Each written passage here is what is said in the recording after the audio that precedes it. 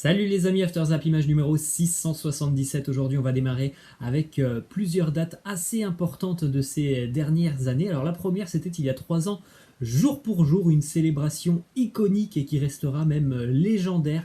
La célébration de Lionel Messi du côté du Bernabéu. On rappelle un petit peu les faits. Real face au Barça, donc un classico du côté du Bernabéu, dans une lutte acharnée pour le titre en Liga. Le Barça va s'imposer 3-2 du côté du Bernabéu, notamment grâce à un but de Léo Messi à la 92e minute, donc une victoire ultra importante pour les Catalans.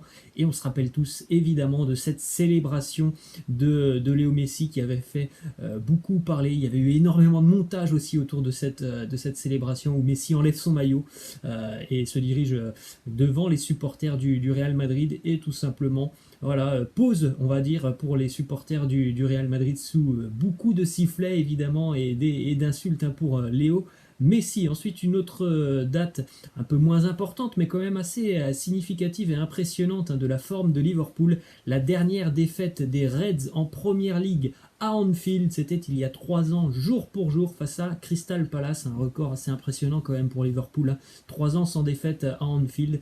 Par contre, ça sera compliqué pour les Reds d'aller chercher le record de Chelsea. Je crois que Chelsea a passé plus de 5 ans dans les années 2000-2005, 5 ans sans perdre un match en Première Ligue du côté de Stamford Bridge. Ensuite, deux autres dates de Ligue des Champions. C'était il y a 7 ans, l'édition 2013 de la Ligue des Champions, et c'était assez incroyable cette édition, puisqu'en demi-finale, nous avions deux équipes allemandes face à deux équipes espagnoles. On avait donc un Borussia Dortmund Real Madrid ainsi qu'un Bayern Munich Barcelone, et donc les deux Espagnols étaient tout simplement sortis. On avait eu une finale 100% allemande, le Bayern Borussia, et on se rappelle de ces demi-finales incroyables. Le Borussia Dortmund qui atomise le Real Madrid à Dortmund 4-1 grâce à un quadruplé de Lewandowski, et dans le même temps le Bayern Munich qui s'imposait 4-0 à domicile face au Barça et qui allait remettre ça 3 semaines plus tard en s'imposant du côté du Camp Nou 3-0,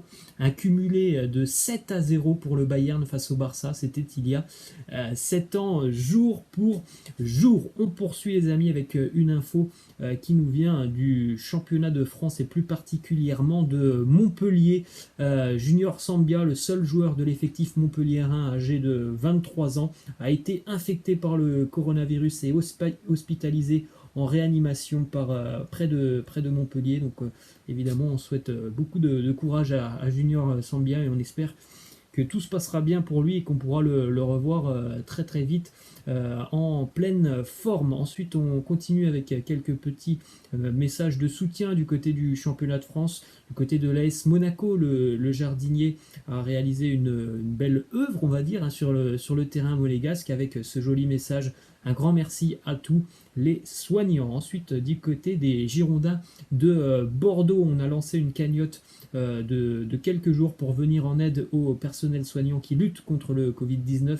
À l'heure actuelle, cette cagnotte, elle a récolté plus de 26 000 euros. Cet argent va être utilisé pour acheter un respirateur artificiel au centre hospitalier universitaire de Bordeaux. Ensuite, une info qui concerne l'UEFA qui s'est réunie hier avec les 55 associations membres et qui a pris de grandes décisions. Donc les décisions, ce sont: la première, la qualification européenne au mérite, ce qui veut dire que pour l'UEFA, il faudrait évidemment pouvoir terminer les championnats nationaux, mais si ça ne peut pas se faire, donc on gardera les classements actuels. Donc en France, à la 27e journée, donc on va dire que le grand perdant, ça serait l'Olympique lyonnais par exemple. Ensuite, donc la fin des championnats au mois d'août, ça on l'avait bien compris, qu'on allait donc normalement, si tout se passe bien, qu'on peut rejouer au football, on devrait donc avoir une fin des championnats au début du mois d'août.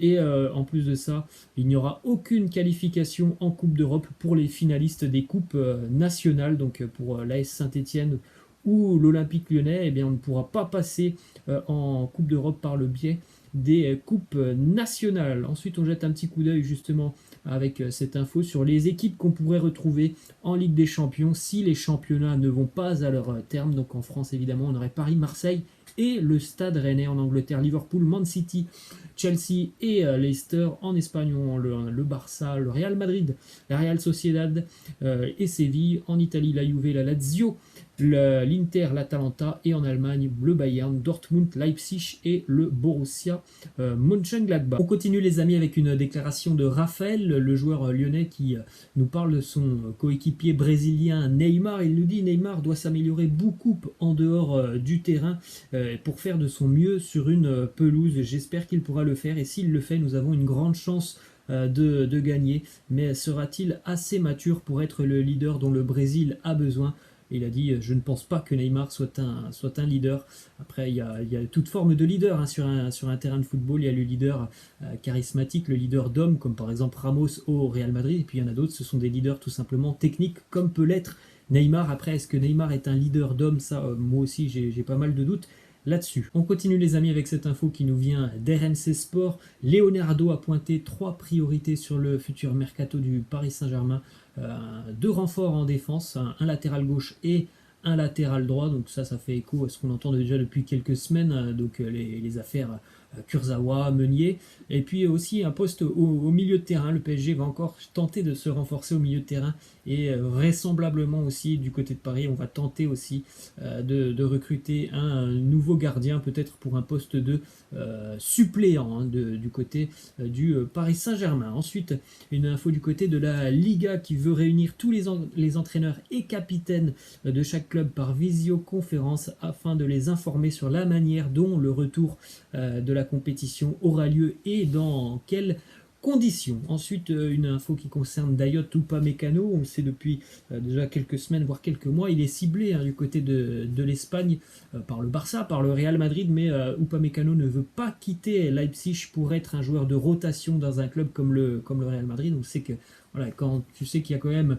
Varane et Ramos du côté du Real, c'est sûr que ça peut être compliqué pour avoir une place pour Upamecano. Donc lui, ça ne l'intéresse pas. Il veut tout simplement continuer à jouer et ne pas jouer par exemple un match sur 3. Donc voilà, c'est pas une priorité pour lui, le Real Madrid. Et en plus de ça, on sait que du côté du Bayern Munich, on serait déjà intéressé par Upamecano. On serait prêt aussi à lever la clause libératoire, et on serait même prêt à quasiment lui donner une place de titulaire. Donc tout porte à croire que Upamecano quand même a peu de chances d'aller du côté du Real Madrid. Ensuite, autre info qui concerne un joueur du RB Leipzig, c'est Timo Werner, qui aurait pris une décision quant à son futur. Il aurait donc décidé de quitter Leipzig cet été, et pour lui, il y a une option qui l'intéresse plus que les autres, c'est de rejoindre la Première Ligue et Liverpool. Il faut dire aussi que Jürgen Klopp a beaucoup joué là-dessus, le fait que ce soit un coach allemand et qu'il le suive déjà depuis quelques années a beaucoup aidé Timo Werner dans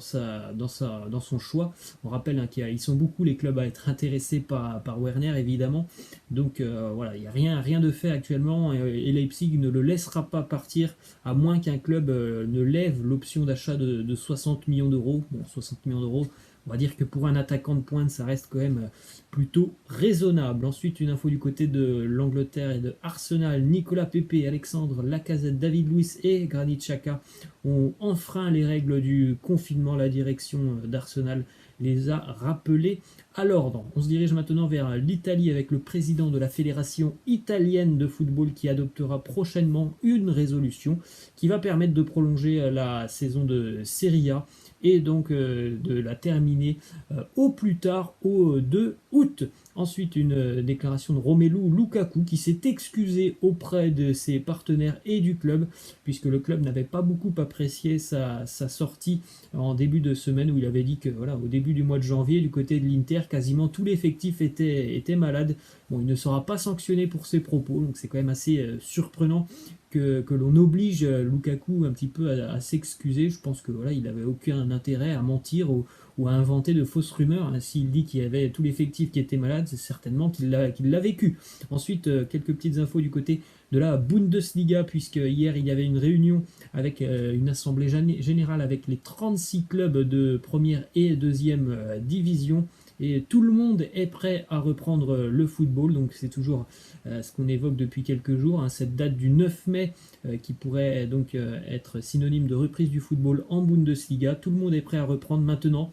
La fédération allemande n'attend plus que le feu vert des politiciens allemands. Ensuite, une déclaration d'Hansi Flick, l'entraîneur du Bayern Munich, qui nous parle de Manuel Neuer. Il nous dit: Neuer est clairement notre numéro 1. Rien ne changera durant la saison à venir. On a vu depuis quelques semaines des petites tensions entre Neuer et ses dirigeants. Visiblement, ça n'affectera pas les choix de l'entraîneur Hansi Flick. Ensuite, on poursuit avec une déclaration de Néné, l'ancien joueur du Paris Saint-Germain, qui nous dit: oui, j'ai eu une possibilité de jouer avec l'équipe de France, mais je n'ai pas donné suite car je croyais toujours que j'allais porter le maillot de la sélection brésilienne. Mais si j'avais su que c'était cuit avec le Brésil, j'aurais peut-être pu disputer la Coupe du Monde 2014 avec l'équipe de France. C'est dommage. Voilà. Bon. On aurait donc pu voir Néné avec le maillot de l'équipe de France. Ensuite, les amis, on termine avec cette question de fin. Regardez cette équipe du Milan, l'équipe des années 2010. Vous avez plusieurs stars et d'immenses stars, hein, même sur cette image, avec Maldini, Beckham, Pirlo ou encore Nesta. Mais vous voyez qu'il y a un joueur qui se cache à gauche. Laissez-moi en commentaire si vous reconnaissez ce joueur. Alors là, comme ça, bon, c'est pas forcément simple de le reconnaître comme ça. Mais allez-y, faites vos propositions dans la barre de commentaires. Un petit indice, c'est un joueur qui a joué en Ligue 1. Voilà les amis, c'est la fin. Je vous laisse et je vous dis à la prochaine. Ciao.